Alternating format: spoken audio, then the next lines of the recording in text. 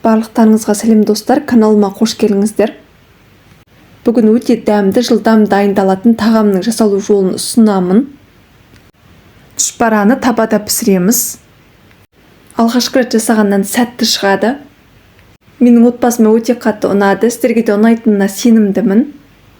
Видеоны соңына дейін қарап, каналыма тіркеліп, лайк басуды ұмытпаңыздар. Ең алдымен табаны қатты отқа қоямыз. Сонан соң сары майды саламыз. Бізге керекті заттардың барлығын видеоның астына описанияға жазып қалдырамын.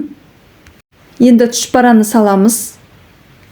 Мен дүкендегі тұшпараны қолдандым. Қатты отта 5 минут қуырамыз. Дәміне қарай тұз саламыз. Қара бұрыш саламыз. Паприка саламыз. Сонан соң қаймақ саламыз. Ыстық су құямыз. Өзіңізге ұнайтын дәмдеуішті салсаңыз болады. Жақсылап араластырамыз. Қақпағын жабамыз.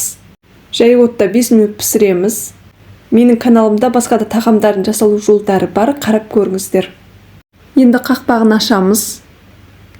Сонан соң үккіштен өткізілген ірімшікті саламыз. Аскөкті саламыз. Араластырмаймыз.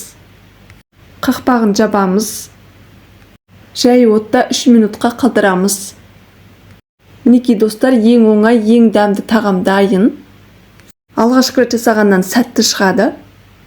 Қаймақпен бірге жесеңіздер, одан әрі дәмді бола түседі. Менің отбасыма өте қатты ұнады, сіздерге де ұнайтынына сенімдімін.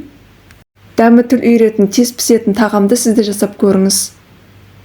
Осы видео ұнаса достар, каналыма тіркеліп, лайк басуды ұмытпаңыздар, сіздермен болған Ақжолпан.